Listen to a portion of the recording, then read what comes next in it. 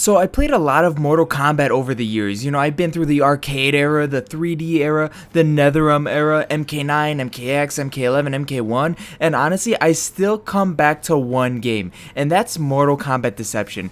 Now, before people start typing, what about MK9? What about MKX? Trust me, I understand why those games have their fans. MK9 is probably the best all-around package. MKX has arguably the best gameplay, but if you're asking me what my favorite Mortal Kombat game is, it's Mortal Kombat Deception.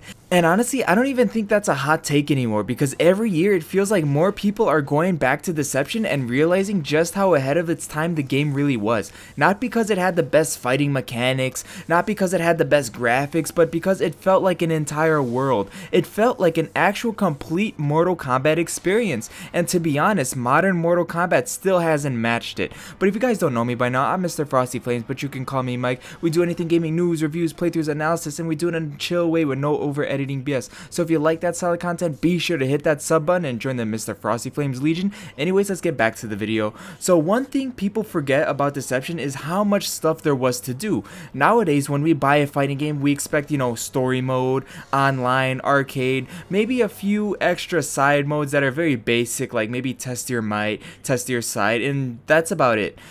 Deception looked at that idea and basically said, okay, what if we put everything in here? Seriously, you had, arcade mode, you had conquest mode, puzzle combat, chess combat, crypt, you had character unlockable, secret content, alternate costumes, endings, collectibles, hidden secrets, everything. The game just kept going and going and going. You could spend hundreds of hours playing Deception and still find something new. And that's part of the reason why people remember it so fondly, because it felt like your money actually got you a complete game compared to, say, Mortal Kombat 1, where we have a half-assed invasions mode, half-assed story, half-assed everything, and we just don't like it.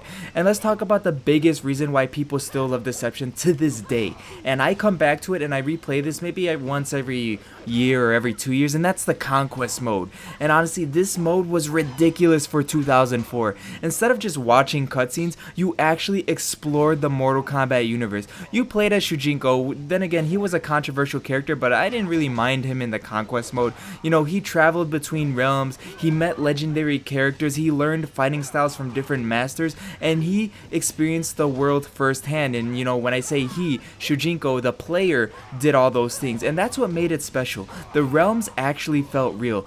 Outworld felt massive, Chaos Realm felt strange, Order Realm felt super unique, Edenia felt sort of different, and every location had sort of personality. Today people talk about open worlds and RPG elements in fighting games like Invasions mode, right? They tried to do a tabletop RPG which sort of failed completely. Deception was experimenting with that stuff over 20 years ago. Was it perfect? Okay, absolutely not. The voice acting could be rough sometimes. Some missions were just repetitive. Shujinko wasn't everyone's favorite protagonist, like I said, but the ambition was incredible. And honestly, I'd rather have an ambitious mode with flaws than no mode at all, right? And then we have Puzzle Combat 2, which on paper sounds ridiculous. It's literally like Tetris Mortal Kombat mixed in with a puzzle game. And somehow it worked, the characters looked goofy, the animations were hilarious, the powers were very creative. It was just you playing Tetris, and every time you exploded some bricks, your character would do a punch and there would be a fatality at the end. And it was goofy, but people still talk about it today because it had so much personality. Modern fighting games often focus entirely on competition, say like, Tekken 8 or something. Deception wasn't afraid to be weird, and honestly, that's part of its charm.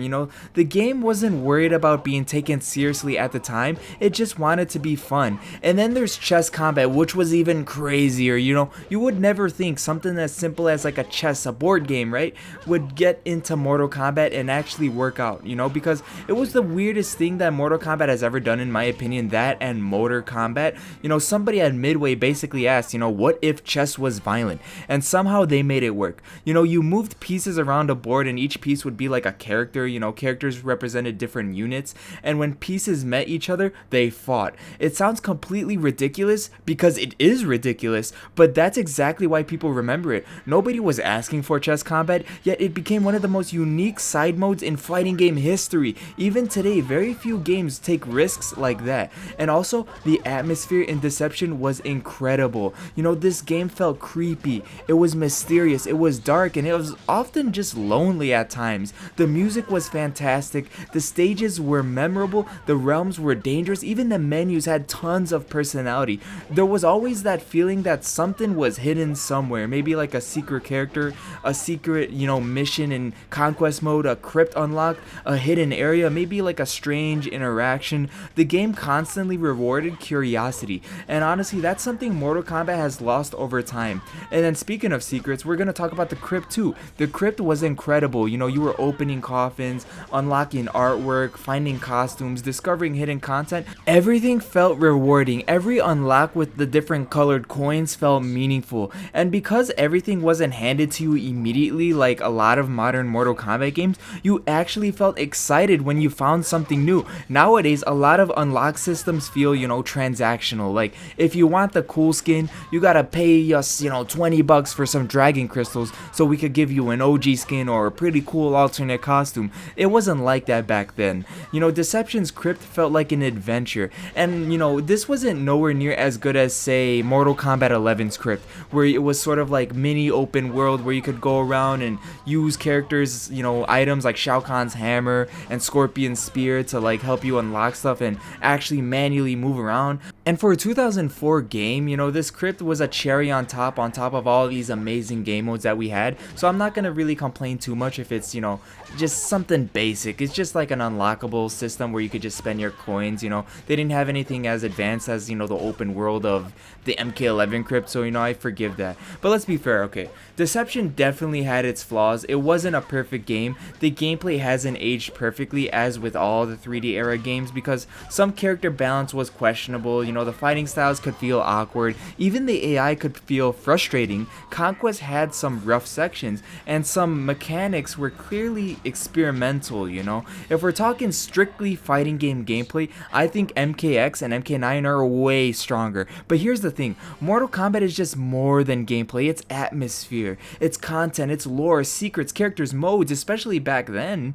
And when you judge Deception as a complete package, it becomes much harder to criticize. But behind it all, there's a reason why Deception is almost always near the top of community rankings, including my community ranking video where I just ranked every single Mortal Kombat game. I marked Deception as my favorite because whenever fans discuss the greatest Mortal Kombat games ever made, the same names always show up. It's always MK9, MKX, and even MK Deception over and over and over again because Deception represents something many fans miss. It's an era where Mortal Kombat felt experimental, an era where developers weren't afraid to try crazy ideas, an era where the game felt like an adventure rather than just a fighting game. And honestly, that's why many people still love it to this day. And the funny thing is that Deception's biggest strength isn't any individual mode, it's variety. There was always something cool to do. If you're tired of fighting, you could play puzzle combat. You want exploration, you could play conquest. If you want strategy, okay, then play chess combat.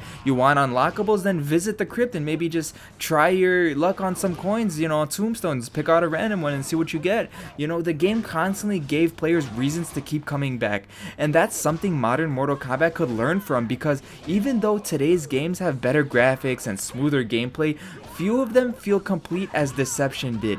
So is Mortal Kombat Deception perfect? No, not even close. But honestly, I don't think perfection is why people remember it. People remember it because it was ambitious, it was unique and creative, and it was packed with content and willing to take risks. To this day, it's still my favorite Mortal Kombat game, and judging by how often the community praises it, I'm definitely not alone. Because when I think about what made Mortal Kombat special, the first game that comes to mind isn't Mortal Kombat 1, it isn't MK11, isn't Mortal Kombat X, it's not even the arcade games, it's Mortal Kombat Deception. And honestly, there's good reason for that. But that's just my take on it. Let me know what you guys think down below. What do you think of Mortal Kombat Deception? Would you guys want a Mortal Kombat Deception remaster? I definitely would. If I had to choose one 3D era game for them to remaster, it it wouldn't be Deadly Alliance, it wouldn't be Armageddon, it would be Mortal Kombat Deception. Let me know what your thoughts are down below. Well, thank you all for watching, guys. This is going to be for today's video. Make sure you like, comment, share, and subscribe to join the Mr. Frosty Flames Legion. Mr. Frosty Flames out. Ciao.